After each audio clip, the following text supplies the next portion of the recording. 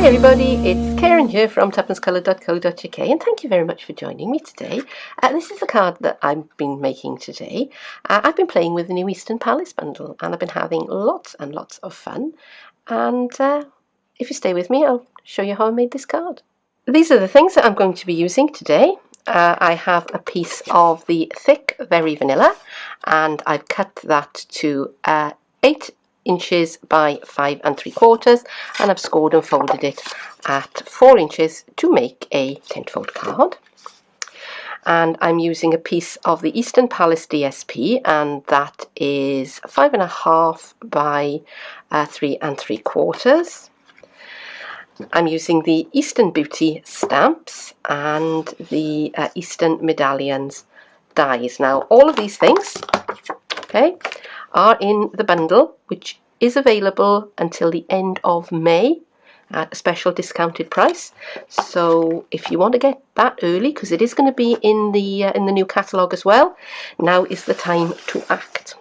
So as well as those, I'm going to use a few old favourites. I have a piece of Basic Black, which is again 5 3/4 by 3 3/4, Versamark's ink and gold embossing powder. I'm going to begin by die cutting my piece of Basic Black. Now the Eastern Medallion dies, they mix and match in all sorts of ways that you can make different combinations and different patterns with them.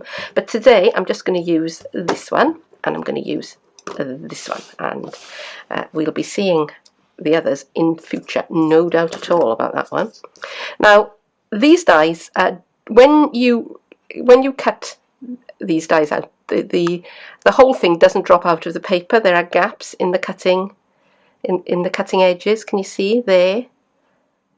So when I die cut this is going to remain in the paper, so it will cut out all of these lovely doily shapes around the side here, but the centerpiece where it is going to be attached. I'm not explaining it very well. You'll see it better when I actually come to show you how it all works out. So I'm going to use 2 of them, and I'm going to start by putting that on my card so that I'm only cutting half of the medallion. All right, so that's going to go up like that, and then I'm going to line that piece in. I'm going to run them through the Big Shot just like that, and then when I've done that, I'm going to move them over to this side, and then I'm going to cut a quadrant, a quarter, and I'm going to cut another quarter. Now that's going to take me a little bit of time, so I'm going to go over to the Big Shot and do that, and when I come back I hope that all will be clear. All my die cutting's done, and that's the result. Now if I wanted to make these pieces like a doily, so to actually drop out, what I would need to do is either take my scissors and just snip away at those points, or get one of my layering circles framelets and just put that around the outside, and then that would drop out as a doily. But I don't want that today. I want it to stay in the card. So next I'm going to do a little bit of stamping and embossing on my card. So I'm going to go over the top of it with my embossing buddy, because I don't want my embossing powder to stick to my fingerprints. I have my Versamark pad, and I've got Life is Beautiful, and I love the way that this is curved, because what I am going to do with it is I'm going to stamp that just about there. I'm going to count 1, 2, 3, 4, 5, because it is a photopolymer stamp, so you need to give the ink time to transfer. And also I have my silicone mat underneath, and my well-loved Versamark ink pad. It still works fine. I've had it quite a number of years. It's been re-inked a number of times, and it's still doing the business for me. Okay, so I have gold embossing powder. Look, you can see where the embossing buddy went through the gaps in the card. Right, so my gold embossing powder, and I'm just going to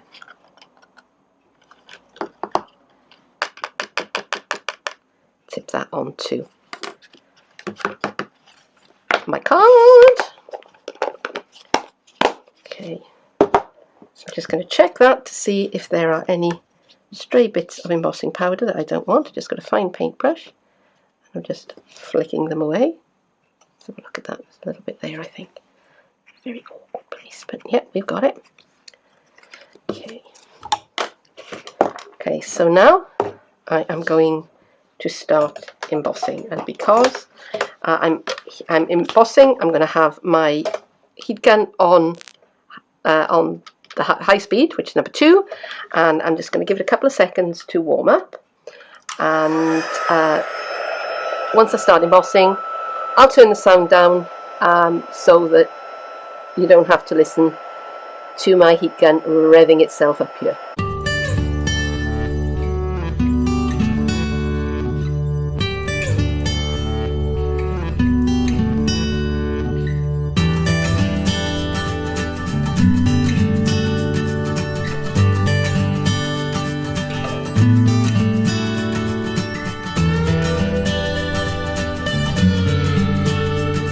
There you go, that didn't take very long at all.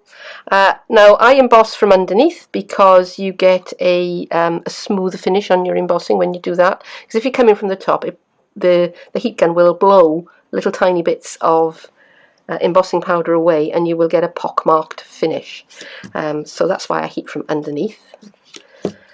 There are people who will tell you always heat from on top because that way your card curves less. You pay your money, you take your choice basically, whatever works for you. I've said on many an occasion, there are no stamping police, nobody will come and get you. So now I can start doing a little bit of assembly. So the first thing that I'm going to do, and I'm going to get my trusty liquid adhesive. Could you use something else for this? Probably. Right, make sure I'm putting this on the right side because I don't want to put the adhesive on the bit that I have just embossed. It would be typical of me. It would be the kind of thing that I do because I'm not the world's most careful crafter. You might have noticed. Okay, so I'm just putting a little bit on those edges there, and just going to line all of that up and glue it down.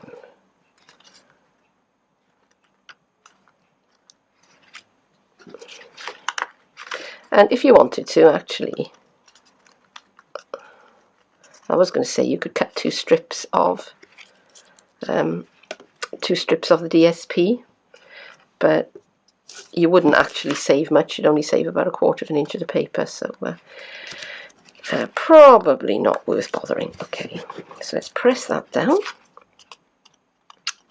and let's bring this into the base card. And again, now this time I could definitely use snail or fast fuse or tape, but since I have my liquid adhesive ready, then that is what I'm going to use.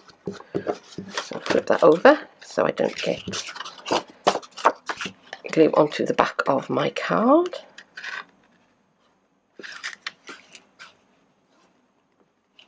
And there you go.